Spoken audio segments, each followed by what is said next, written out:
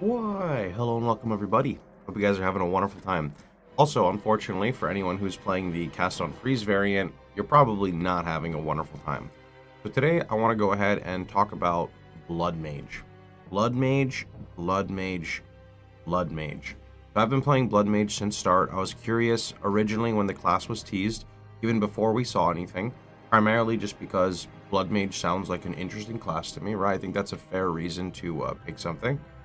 I decided to give it a go on launch. Now, I'm level 87 in the gameplay you see here, and I was originally playing Ice, and then I spent about 800k GP yesterday respecing to a combination of things. I wanted to try out weapon swap, fire or flame blast ignite for single target. It didn't work out well. I tried doing a more optimized ice route, but then I didn't really like leaning on frost wall for single target, so then I swapped to lightning, and lightning felt pretty good, but in the end I asked myself, wouldn't I just be better if I played like an Archmage build? And the answer is yes, because they just nerfed Cast on Shock. They nerfed all of the cast-ons, basically all the meta gems for clear, which kind of doubles down on people who use it for clear.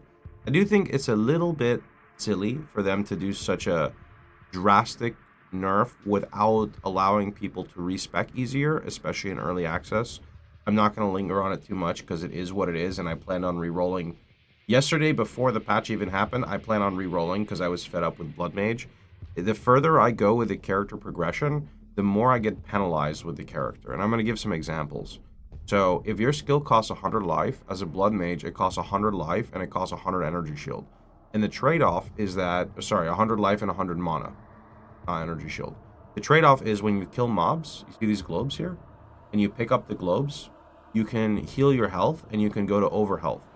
The problem is, as you're casting, you're going to lose that over health very quickly, and here's why.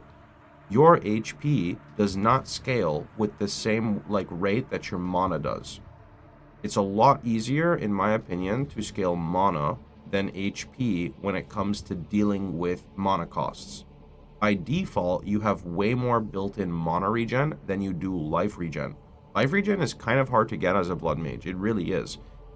Also, as a Blood Mage, you are kind of forced to go crit, because if you don't go crit, you cannot generate orbs on single target, which means you inevitably just die.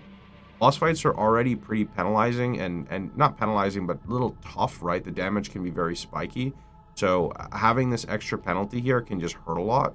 Also, in reality, it's kind of cool and all, but it's also not very fun playing this little mini game where here, let me go grab the orbs. Oh wait, I kind of can't because there's lingering effects happening. So, oh well, that's minus 750 HP now. All of this damage I'm doing, half of it is just me self-damaging myself, right? Or preventing or combating my own life regen. Now, in the Bloodmage tree, they do provide you tools to fix this. Problem is, in my opinion, they just don't work. So if we look at some of this stuff here, right? Life Remnants. So this is the first one that I'm talking about. Skills gain a base life cost equal to base mana. And let's talk about this. If you get reduced mana on the tree, it does not reduce life costs. If you use a life tap, it doubles your life cost, meaning instead of you pay 2 times the life as a normal class. Meaning warriors on the left side of the tree actually go blood magic to fix their mana. The blood mage cannot go blood magic, they die. You literally die. You cannot do that.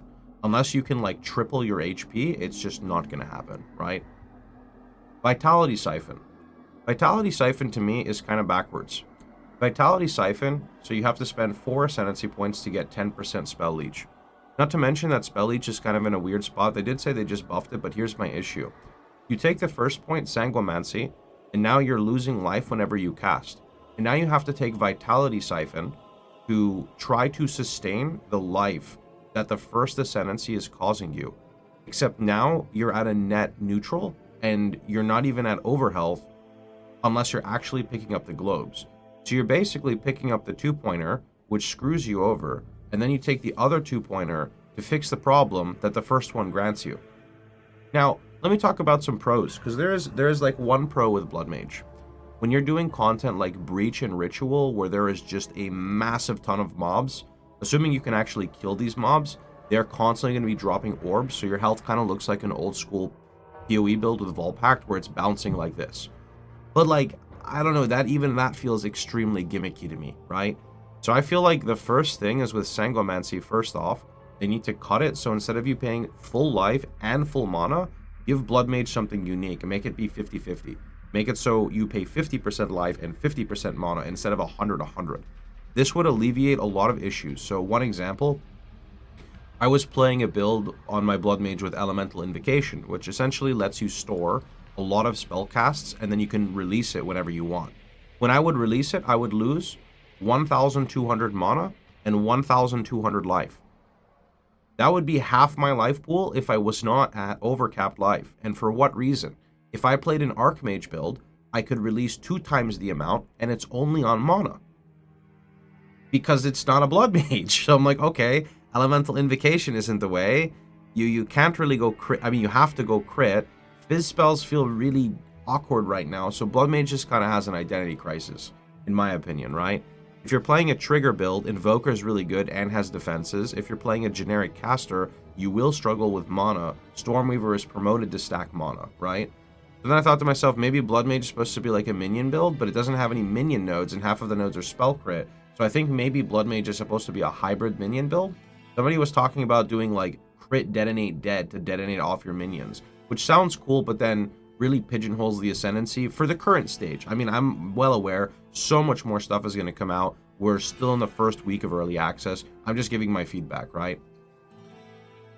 Okay, so now let's talk about blood barbs. So what's important to understand here is we are talking about right now, this node is number 1, right? And then the leech node is number 4, so here, right? Now we're talking about blood barbs, which is number 2. I'm not even going to talk about number 3. So blood barbs essentially makes it so your elemental damage can contribute to your bleeding damage. You still need to get bleed chance. The problem that occurs here is there is only 1 or 2 bleed sections for Bloodmage on the north side of the tree.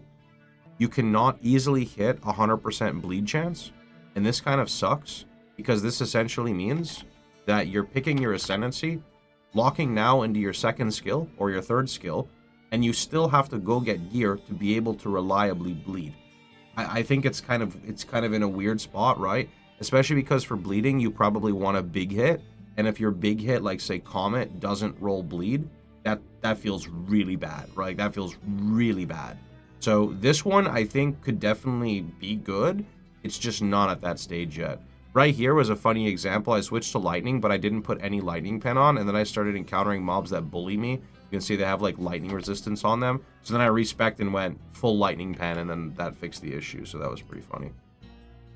Go back a little. Do some gameplay, dude. Why are you sitting in your hideout? There we go. Cool. All right. Next up, we have Gorespike and Sunder the Flesh. So that would be Gorespike and Sunder the Flesh. Now, Gorespike is a cool node, but I'm going to explain why it's flawed mechanically. Gorespike is 1% crit damage per 40 base life. So 10% crit damage, right, for 400 life. So 100 crit damage for 4,000 life, right? Number 1, it does not apply to your tooltip, which means players don't know if it actually works. That's issue number 1. We have no idea if it works or not. Number 2, when you cast, you use your life. So if you're going to do a big combo, like say Elemental Invocation, you just ripped anywhere from 50% of your life, well, 25 to 50%, based on if you're overcapped life or not. So does that mean that I lose all the crit multi as I cast the spell? Like I lose like 40% crit multi because I lose the life before the skill hits the target? Right? I'm not sure how the damage calculation works here, but this is definitely something I think that is important to talk about because this leans into the Bloodmage keeping overcapped health. But it is so damn hard to stay at overcapped health, right? So this is like the big problem I have with Gorespike. In the early stages of the game, this is literally just like 2 or 3 crit multi-nodes in the tree. Later on, I can actually see this working. But then we have another problem, so we'll get into that. Now, Sunder the Flesh is base crit of spells, is for 15%. I have no issue with this node. It's great. No problem at all. Very good node. Except for one issue. If you take Sunder the Flesh, because you have to take, right? Because you have to take this node, right? So 1, 2, 3. You can no longer take 7, 8, right? And here's why that sucks. because Grasping Wounds is the first point on the right side, a very good node. It's basically 25% of life loss from hits is prevented, then that much is lost over 4 seconds. That's a good node, right? But Crimson Power, which I think is probably mandatory for all Bloodmage builds, you gain energy shield from equipped body armor as extra maximum life. So if you craft an 800 ES body, you have an 800 life body on top of getting the ES. This is very good. Problem is, if you take Crimson Power, right, you can't take Gore Spike until your 4th lab. And 4th lab right now is fucked, which means you're playing a caster and you have no damage, you have no extra damage because you have this node which is dropping life remnants, right, and killing you. You have this node which is adding recoup to your character, or not recoup, but staggering damage. And then you take this which is giving you bonus life, which means you're literally just playing a caster that's like not even, I want to say you're not even as tanky as a Chronomancer at all, and you don't get any damage until your 4th lab. So I just feel like Bloodmage kind of has a bit of an issue. I don't really know what they would have to do to make the class more viable. I don't know if it's because it's hidden behind unique items we don't have yet. It sounds like a build that would be heavily scaled by unique items, or maybe some synergy we're not aware of yet because there's a whole bunch of skills and classes coming out, or maybe because there's not even really like the bone theme out or any blood theme. I have no idea. It feels like the class is partially incomplete, right?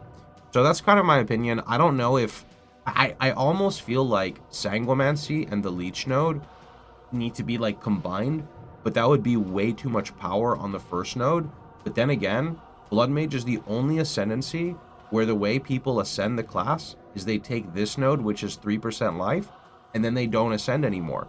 And then they wait until they're level 50, because you can't even sustain this one when you ascend. You actually become weaker than a witch. You regress. Like, it's not good.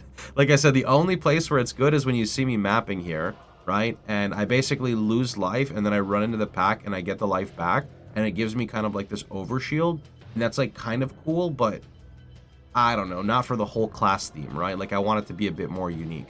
So anyway, today on stream, we're probably going to be re-rolling into a warrior build. Thematic anyway, since I wanted to play a warrior, I was curious. It has a one-button playstyle build, and the cast on freeze, cast on shock stuff just got nerfed, and I just spent all my money, so I literally can't respec. I'd have to go farm. It's still playable. It's definitely playable. It's just slower. I think bossing may have even gotten buffed. Anyway, that's pretty much my thoughts on Bloodmage. Let me know what you guys think about it in the comments down below.